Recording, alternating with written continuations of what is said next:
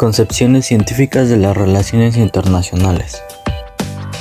Universidad Tecnológica de México. Video creado para la materia de teorías clásicas de las relaciones internacionales por los alumnos Jessica Flores Jurado, Omar Ruiz Godínez y Martín Vargas Cabral. Y bien, dentro de las corrientes científicas y dentro de las relaciones internacionales encontramos el behaviorismo y el funcionalismo. El behaviorismo es una corriente de pensamiento en la psicología que se centra en el análisis de la conducta humana. Nació a principios del siglo XX en Estados Unidos, como respuesta al subjetivismo que caracterizaba a la psicología de esa época. Proviene de la palabra behavior, que significa conducta en inglés. Se dio en la obra de John Watson en su manifiesto La psicología tal como la ve el conductista. Dentro del enfoque científico, el behaviorismo es quizá la corriente que más influencia ha tenido. Hace referencia a la amplia corriente doctrinal que centra su indagación en el análisis del comportamiento, es decir, de las actitudes y las reacciones de los diferentes actores. Para los behavioristas, la conducta humana debe ser observada sistemática y comprensivamente, de forma que puedan formularse generalizaciones basadas en una evidencia empírica y probada a través de métodos científicos. Dentro de las relaciones internacionales, su objetivo es definir la política en términos de parámetros observables de acción y conducta. Desde esta perspectiva, algunos autores hablan de comportamiento internacional, el cual incluye una serie de actitudes de distinto signo, como es la guerra, conflicto, amenaza, alianza, cooperación, entre otras. Y es aquí donde entra el funcionalismo. Frankl señala que el funcionalismo es de hecho una filosofía basada en un intento de eliminar las fricciones inherentes de las relaciones internacionales, incluidas claramente la guerra. Uno de los mayores aportes del enfoque funcionalista de las organizaciones internacionales se ha dado en las teorías de la integración.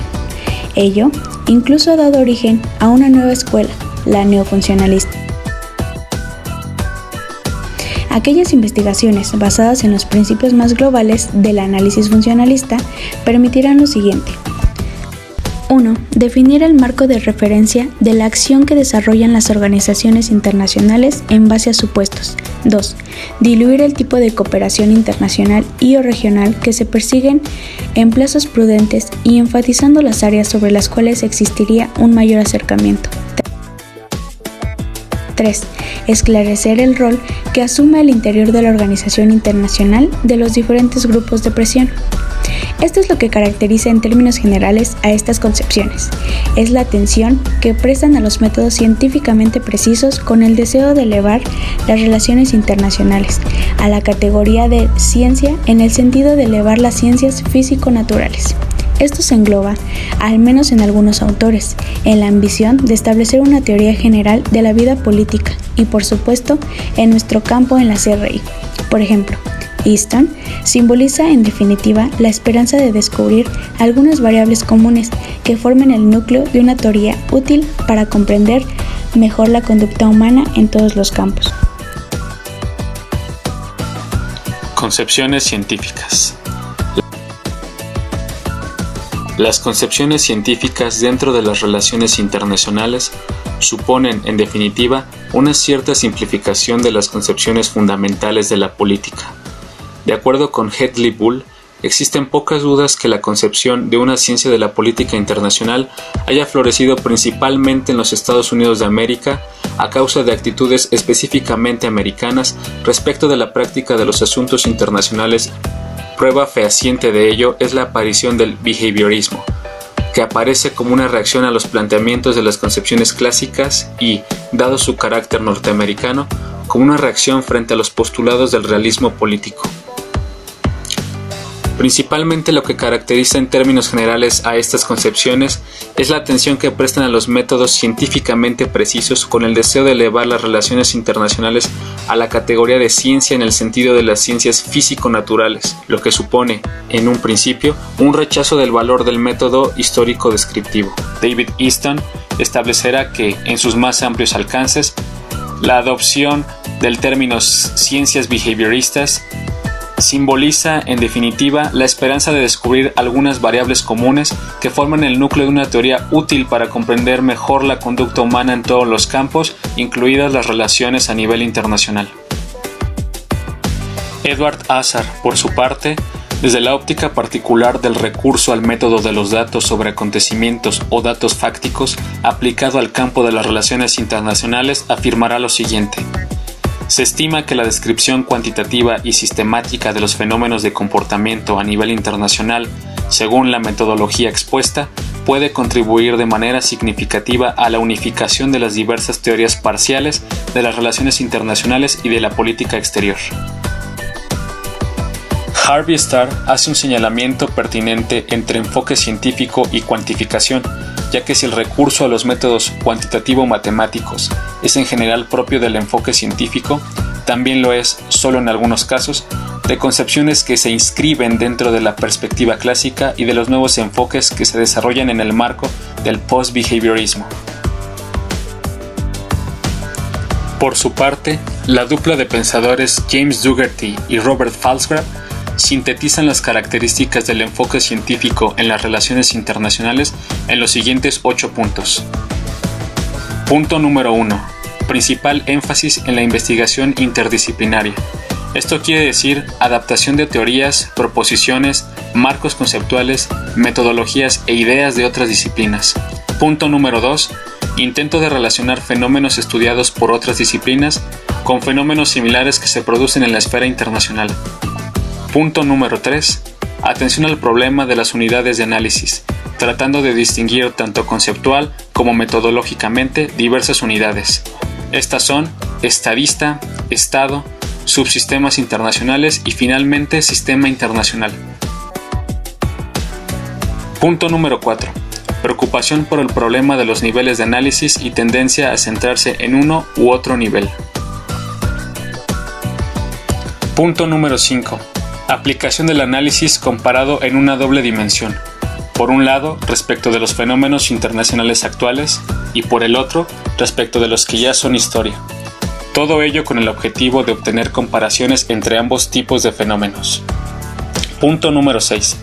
Atención a los problemas de recolección de datos y posterior utilización en base a bancos de datos. Punto número 7.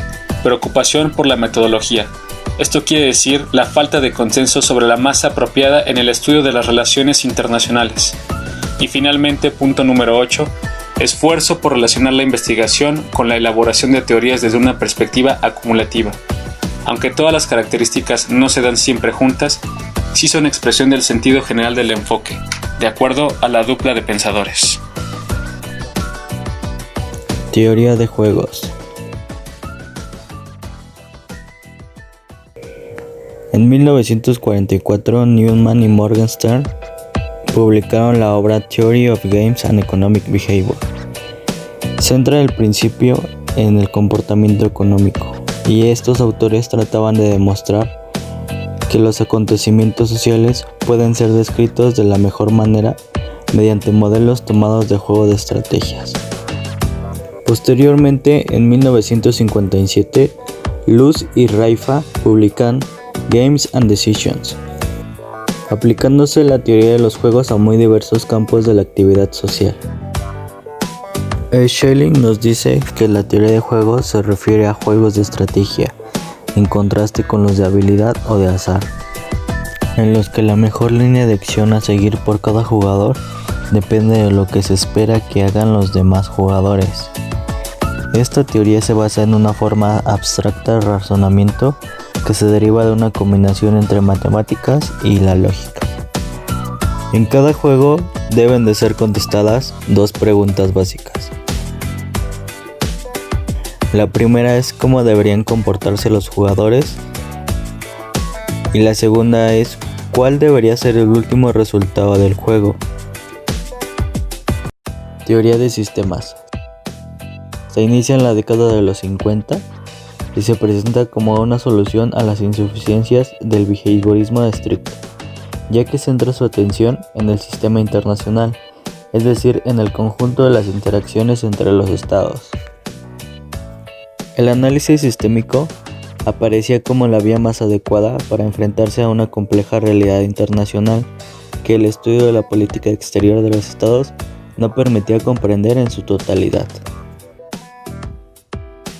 Dowry y Fieldgraf indican que la expresión sistema describe una serie de características, las cuales son 1. Un marco teórico para la codificación de los datos sobre fenómenos políticos. 2. Una serie integrada de relaciones basadas en una hipotética serie de variables políticas. Por ejemplo, un sistema internacional que implique un gobierno mundial. 3. Una serie de relaciones entre variables políticas en un sistema internacional que se alega ha existido. Por ejemplo, el sistema internacional de los años 50. Y 4. Cualquier serie de variables en interacción.